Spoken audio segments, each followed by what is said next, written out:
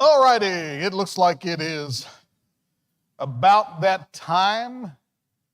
Clock on the pew says it's 2 minutes after, so we'll go ahead.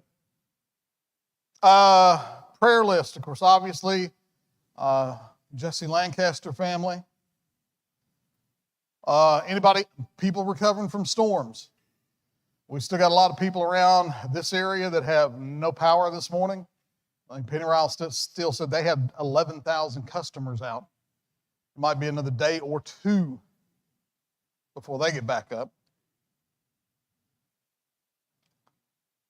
Anybody else?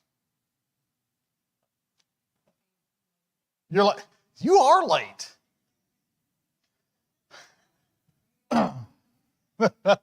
Normally I don't start till you get in here. I will say Jackson had his surgery Friday morning. They put 2 steel rods in his right forearm, one from the wrist going this way, one from the elbow going this way, and he's doing okay. He's playing it up a little bit. He was in PE, and they have these little low scooters that they can scoot across the floor on. And he was scooting across the floor and then going to the wall and pushing himself back to go fast. Well, when he got to the wall one time, instead of catching himself with both hands, he caught with one arm, and that arm gave way. So he's doing okay, playing it up a little bit, but they took him out yesterday to Land Between the Lakes, and word is that he will be back in school tomorrow. Classic story. I got to bring this out, and someday Jackson will be upset for me. One morning last week while Lucas was at home, Amanda asked me if I'd take Jackson to school. Jackson was not happy about going to school because his brother was staying home. So right before Jackson and I leave, Jackson looks up at his mother and says, it's just not fair that I have to go to school while Lucas is staying home having the time of his life. Exact quote, time of his life. Now note, Lucas is right-handed. The arm he broke is his right arm. He could not write, he could not draw, he could not work with his clay, he could not play his video games.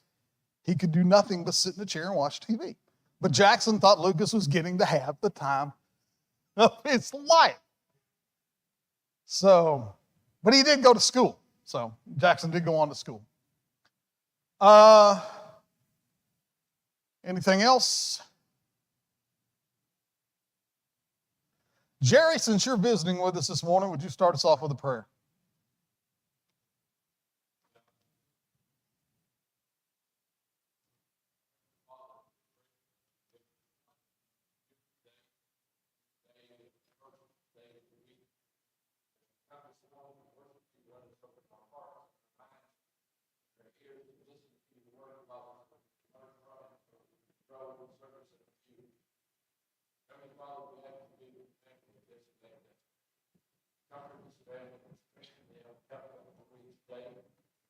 Not only just today, but also every day that lies ahead. Death of the loved one, Father, that loss never ends. They're all that is always with us. But the wonderful part is, Father, we have memories. We remember that loved one. Just comfort them and help them. Step up and do what we can to give them the comfort that we can bring to them also. Even Jackson kept his arm on the field. Well, those others who are sick, comfort those, we have those who are out of electricity at this time. If there's power, we return to them before long so that they get their life back at home. The Thomas and Lisa, this last God, Father, each other. Forgive us of our sins, for in Christ's name we pray. Amen. All right, thank you, sir. Yeah, power outages not just around here. I've been trying to reach my dad for 2 days. Finally, this morning on my way into town, about 10 till 7, the phone rang instead of ringing busy, and he said his power came on sometime during the night for the last night, so he'd been without about 48 hours in his retirement community. All right, so we're rolling on with our lessons from the Kings. We spent some time over the last few weeks with David, And today, well, we'll do something here in a minute. This battery says it's going. Somebody left it on.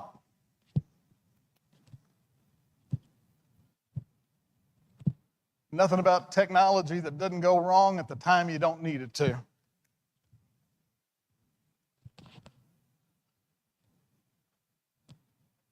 So last week, what were we talking about with David? We used him as a model for, trying to see if anybody was awake last week.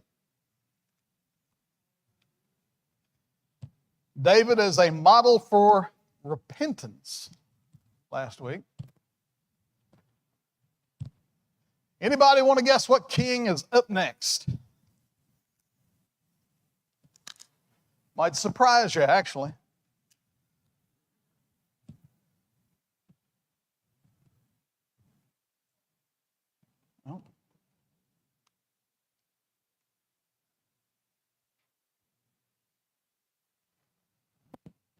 Well, we're still having issues. It's a bad day.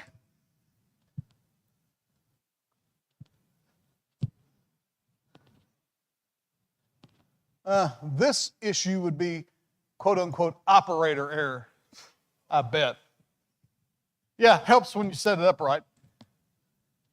King Hanan. What do you know about King Hanan?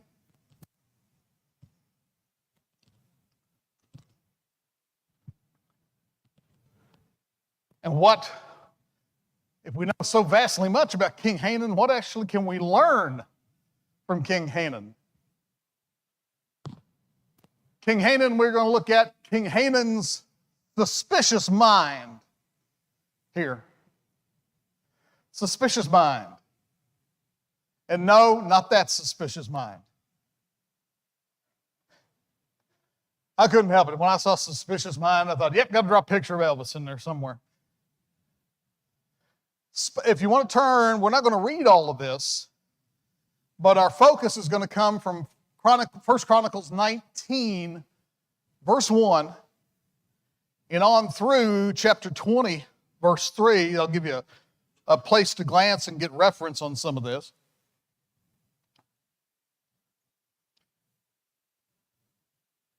And I'll read real quick through this on some of these verses here. Beginning of verse 2, we'll read along here. David thought, I will show kindness to Hanan, son of Nahash, because his father showed kindness to me. So David sent a delegation to express his sympathy to Hanan concerning his father. When David's envoys came to Hanan in the land of the Ammonites to express sympathy to him, the Ammonite commanders said to Hanan, do you think David is honoring your father by sending envoys to you to express sympathy? Haven't his envoys come to you only to explore and spy out the country and overthrow it? So Hanan seized David's envoys, shaved them, cut off their garments at the buttocks, and sent them away. When someone came and told David about the men, he sent messengers to meet them, for they were greatly humiliated. The king said, stay at Jericho till your beards have grown, and then come back. When the Ammonites realized they had become obnoxious to David, Hanan and the Ammonites sent 1,000 talents of silver to hire chariots and charioteers from Aram Naharaim, Aram, Maacah, and Zobah. They hired 32,000 chariots and charioteers, as well as the king of Maacah with his troops, who came and camped near Medeba, while the Ammonites were mustered from their towns and moved out for battle. On hearing this, David sent Joab out with the entire army of fighting men. So David is sending out emissaries to go pass sympathy on to Hanan. But Hanan's advisors, military folks, tell him what? Do they really believe this is the real reason that David is sending people there? What do they tell Hanan that what's the reason that David is sending these people? Yeah, to spy. They want to go in, they want to find out things here about us, weaknesses, etc. And they're going to come in and just take over. This is one artist's rendering of that famous scene there.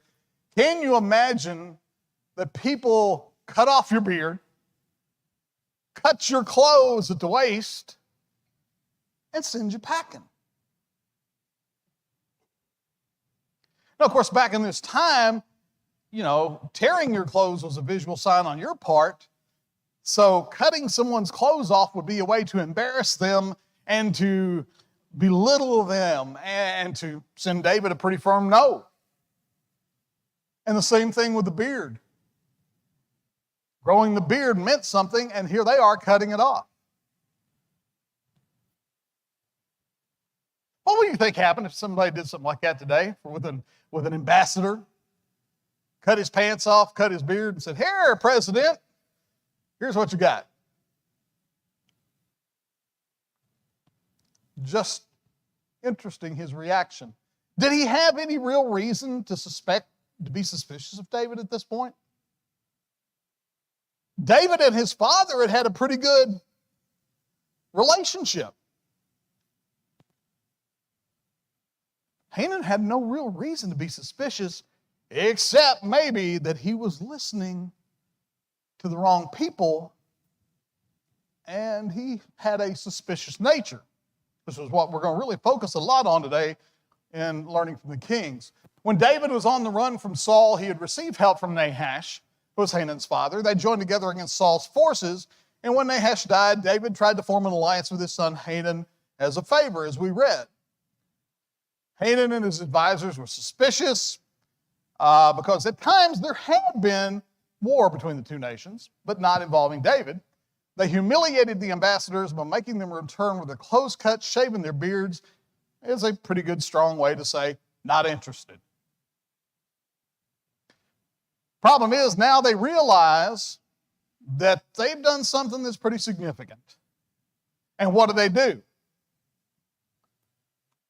They go out and hire some help.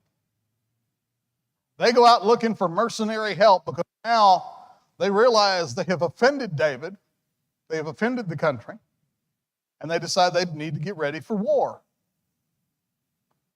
Now, David's response to the situation here is Joab defeats the Ammonite army and local mercenary forces in an initial battle. That goes on as you read through that text we showed earlier. As you go on and read through it, Joab defeats them in an initial battle. Then David leads the troops against Hadadezer, a more powerful Arabian king brought in by Haman. And then the final stage would come in the spring of the year as Joab defeated Hanan's capital city, and David went to remove Hanan's crown and put people into slavery. They made them tear down the walls of their own homes and fortress. Can you imagine you're being conquered and your conqueror says, "There's your house, take it down." They've conquered them. All of this really, though, as we're going to look ahead, didn't have to be. But because of the suspicious mind of Hanan, all of this does come to be. From David's perspective, this story is a good historical account of how the king and the military carried out diplomacy and war almost 2,700 years ago. However, from Hanan's perspective, it teaches us a valuable lesson on the dangers that result from having a suspicious mind. The dangers that come about when we have a suspicious mind. Let's look at suspicion versus caution. Is there a difference between suspicion and caution? Is there a difference? Let's look at suspicion first. That's the look of somebody being a little suspicious. Ever been suspicious when your child said, I didn't do that? And you're like this lady right here and like, really? Suspicion. Webster defines suspicion as the act or an instance of suspecting something wrong without proof or on very slight evidence, or mistrust. A vase gets broken in your house. You and your child are the only person in your house. You're suspicious of your child, aren't you? Unless you did it yourself. But you don't have firm evidence. You didn't see the child break it, but the vase was intact 30 minutes ago and you and your child are the only ones in the house. That's suspicion. It is based on feelings and intuition. You don't have real evidence, but there's a feeling there that this is a certain way, and your heart tells you that this happened this way. Suspicion is based on feelings and intuition. It is subjective in nature. Again, oftentimes there's no concrete, but it's subjective. Also, suspicion is an impression based on external signals mixed with our preconceived ideas and character. Sometimes you are suspicious of a person because maybe you know the background of the group they're in, or maybe some prior history that their family has been connected into. Sometimes our preconceived ideas determine whether or not we're suspicious of somebody. David's offer through these eyes was seen as suspicious and threatening. And why is he really here? They want to overthrow us. Never mind the relationship that David had with Hanun's father. They're going back further than that, saying, we've got way past history with these people. We've been to war with them. I think David wants to do that again. They had no real evidence, but their preconceptions were, we need to watch out for these people. Suspicion goes by feeling and usually wants to believe the worst. Usually, you're only suspicious of somebody in a positive nature if you think they're trying to throw you a surprise party or maybe give you a special gift. Usually, if you're suspicious of somebody, you're thinking that something what is going to happen. I heard it. Bad. So usually, if you're suspicious, you're looking for something bad to happen. All right, what about caution? Is there anything wrong with being cautious?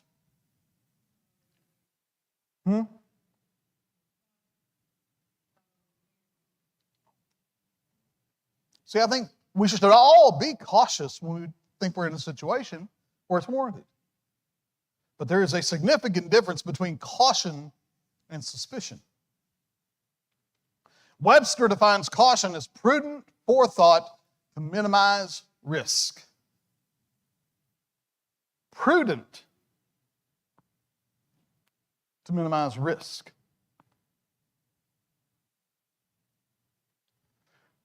Caution is based on fact and communication.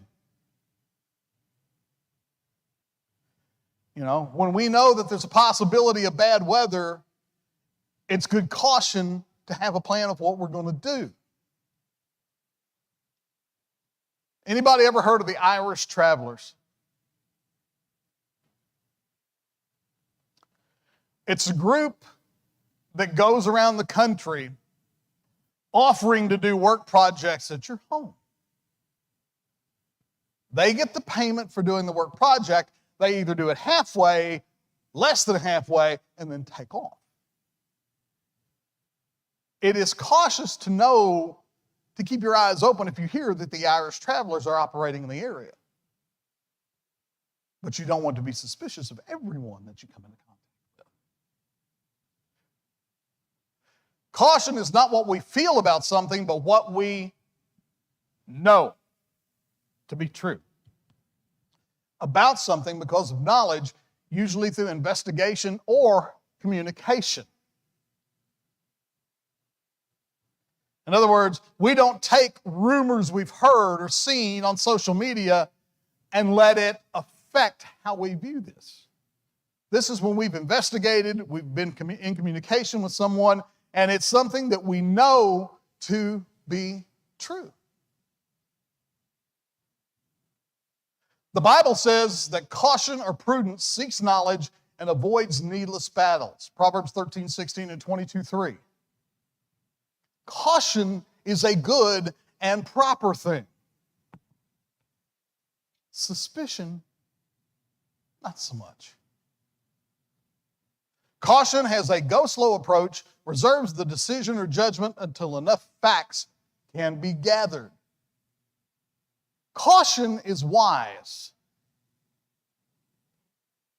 Suspicion may be something that we should not really do. Lessons that we can learn from this, and we're getting to the lessons part early, but there's a lot of things we're going to look at here, but as we look at the suspicion and what suspicion can do. One, suspicion leads to trouble. It did for Hanan, did it not? Hanan found out that groundless suspicion often leads to trouble. He let others feed his suspicious mind with false information. Let's bring this forward about 2,700 years. How many people in this world, how many Christians in this world are letting others feed our suspicious minds with false information?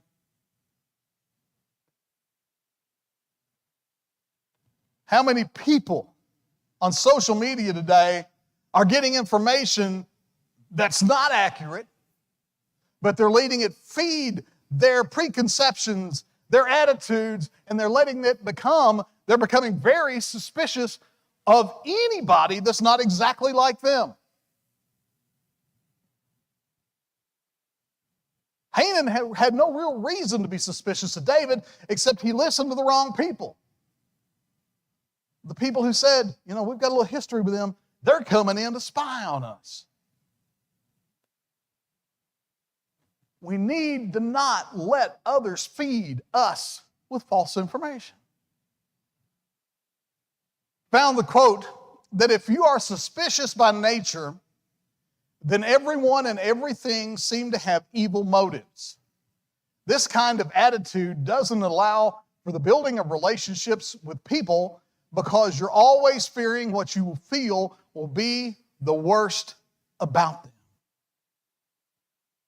How many of you ever heard somebody, or how many of you ever seen somebody on social media that is suspicious of everything? Well, they're doing this because of this, or they believe this because of this, or they're saying this because of this. They are suspicious of over everybody and everything that is not just exactly a carbon copy of them. They're always looking for the worst. Now, let's apply this to our faith. Are we supposed to always be looking for the very worst? No. How are we ever, as Christians, going to lead others to Jesus if we're the ones who always expect the very worst in everything and everybody? Because then we become no different than the world.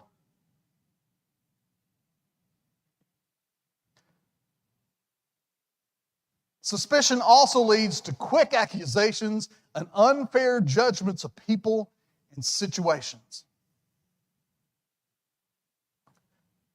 How many, whether it's somebody you know personally or it's somebody you've seen in the news or whatnot, how many of you have seen someone's life ruined because of quick accusations and unfair judgments?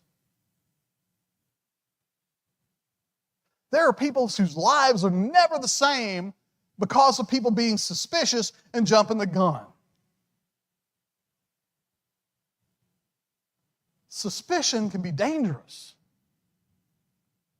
Suspicious people already have their minds made up, so there is no room for explanations of the benefit of the doubt. Look at that first part. Suspicious people already have their minds made up.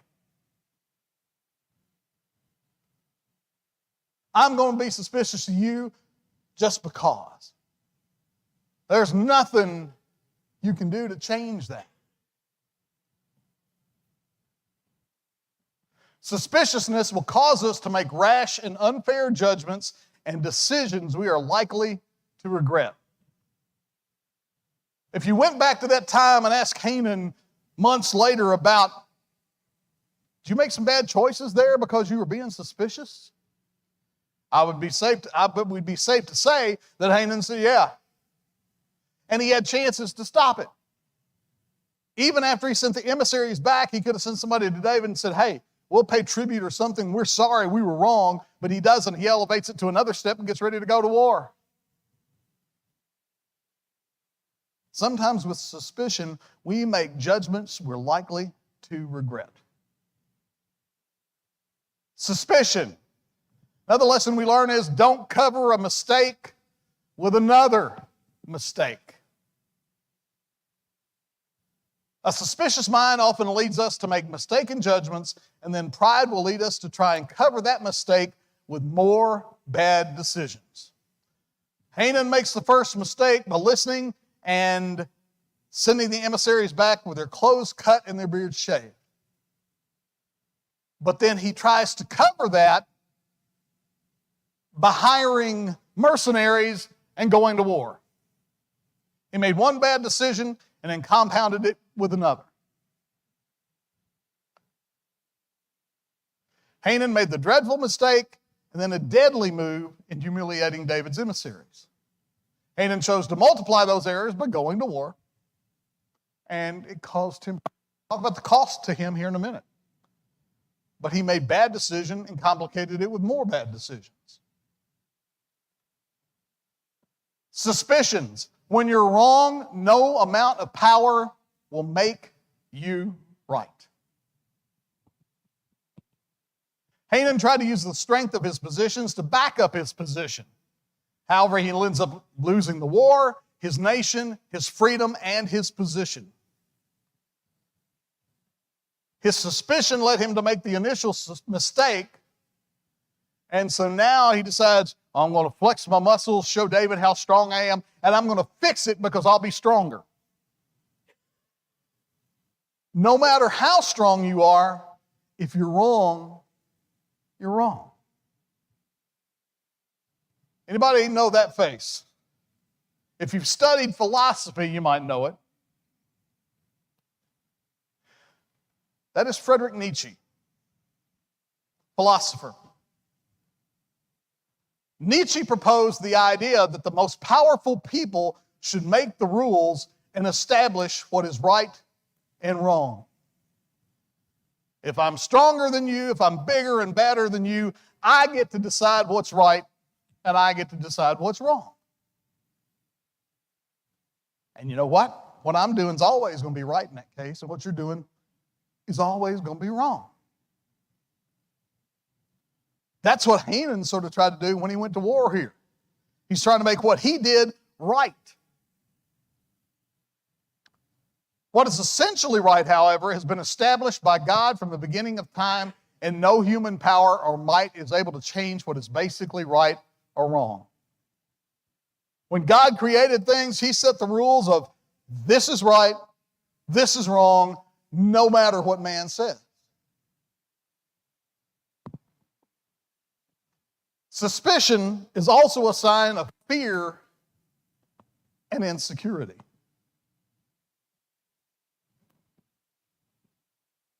Fear and insecurity. Oftentimes, if you're suspicious of someone, you have fear of what they might be able to do to you, take from you, or impact you in some negative way. It's a sign of insecurity and fear. How do we deal with suspicion?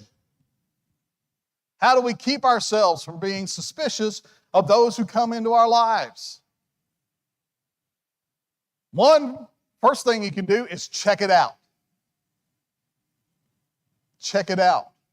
Investigate it. Look at it. There are a lot of people, if you spend any time on social media, there are a lot of people that see a post, never investigate it any further than that, but automatically believe and automatically become suspicious of whatever they see without checking into it. We have a lot of people doing that. Because it's just easier to look at it, believe it, and not look into it. Taking the time to know the facts will help you avoid jumping to hasty conclusions. But you need to take the time. A lot of people would be in a lot better situations if they just take the time to look into matters a little bit. Number 2, how to help deal with suspicion. Take people as they are. Take people as they are. Not everyone is like us or lives up to our criteria for the perfect person. If you look in here in this room and pick out any 2 people, are they going to agree on everything? Jerry, do you and Judy agree on everything? Seldon, Barbara, do you guys agree on everything? Tammy, he's sitting up there, but you and Ed agree on everything? Brian needs to preach a lesson on truth-telling. I see that already coming up. But we're never going to agree on everything, even those of us in this room. So we should have no expectation that people outside of us, outside of our circle here, are ever going to live up to our criteria. And even in our families, nobody's going to live up to our criteria for the perfect person. So if we take people as they are, we become a little bit less suspicious of them. Allow people to be themselves. Allow situations to explain themselves until proven otherwise. Boy, this is one that our culture does not allow right now. We don't want to have it explained to us. We don't want to look into it. We want to be mad. We want to be ticked off. We want to be angry, regardless of what the truth is. Allow the situation to explain itself until proven otherwise. And that goes back to what we said earlier. Don't always expect the worst. We save ourselves and others a lot of pain and trouble if we avoid second-guessing everyone else's motives. Have you ever known anybody that regardless of what somebody's doing, it's like, well, why is he doing that? He's doing this at work because he wants my promotion I'm in line for. He's given me this gift, or she's given me this gift because she wants me to do something for her down the road. Or this person did this because they're going to want to do that later. Quit guessing why people are doing something. Don't be suspicious of why somebody's doing something. Number 3, a way to deal with suspicious nature. Trust God. Ooh, powerful short one here. Trust God. The essential difference between Hanan and David was not military or culture, it was faith. David knew God was on his side and God would back what was right. Hanan was just suspicious of why David was doing what he was doing. And David was just looking to set up a nice relationship.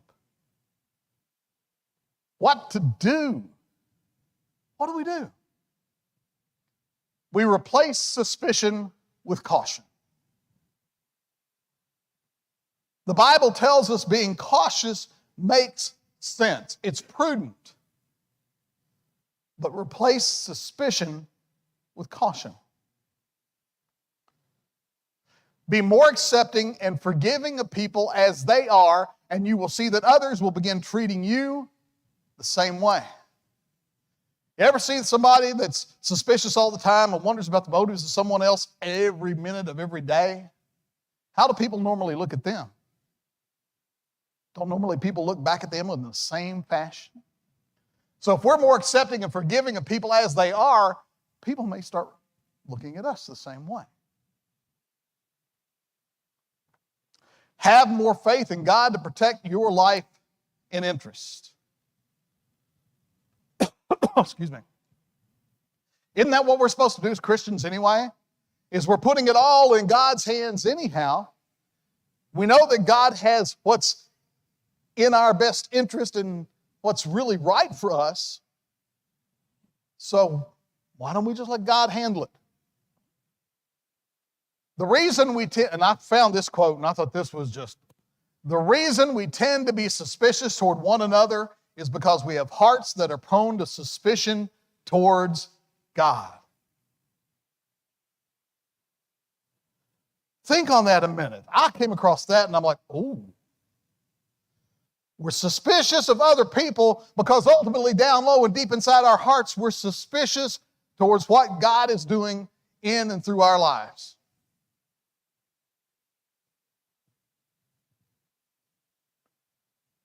Paul Martin, a preacher in Canada, I found some things that he had to say about suspicion, especially as it pertained to suspicion in the church. And some of the things he says are pretty potent. Paul Martin said, "We live in a suspicious society. We don't trust politicians, police, etc. We tend to think there is always more to the story than others are letting on. It is the age of the conspiracy theorist. Just watch your TV tonight and you will see what I mean." And that suspicion can easily ooze into the life of a church. The last time I checked, however, suspicion was not a fruit of the Spirit. That last sentence. The last time I checked, however, suspicion was not a fruit of the Spirit. The Bible does not tell us to be suspicious of those that we encounter in our day-to-day life. The Bible does not tell us to be suspicious of our brother and sister inside the congregation. Suspicion is not something that our faith is supposed to produce. And if our faith is producing suspicion in us, then maybe we need to step back, look in the mirror, and say, what have we got going on?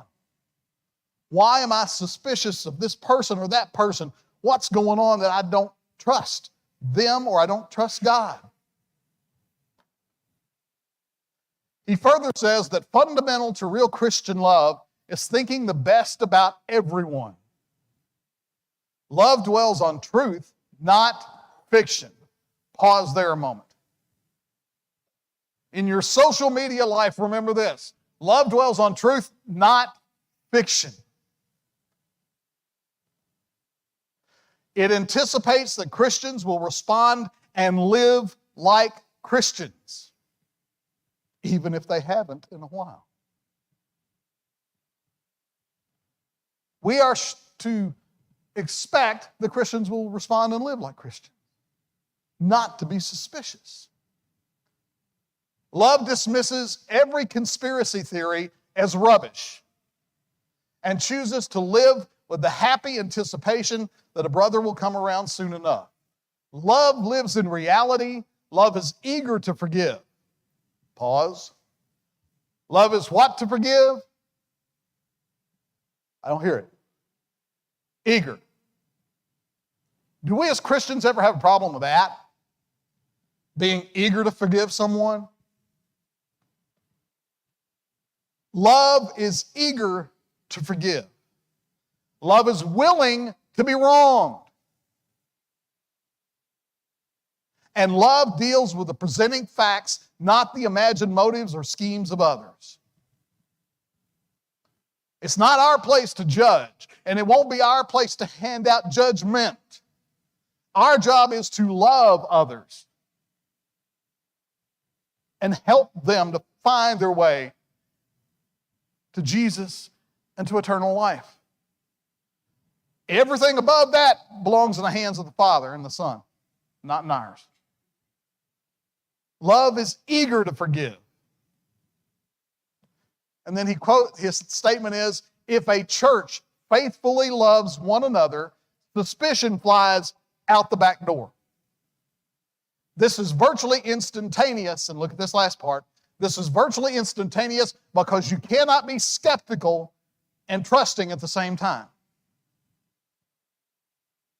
You can't be skeptical of someone's motives and claim you trust them and love them as a brother or sister at the same time.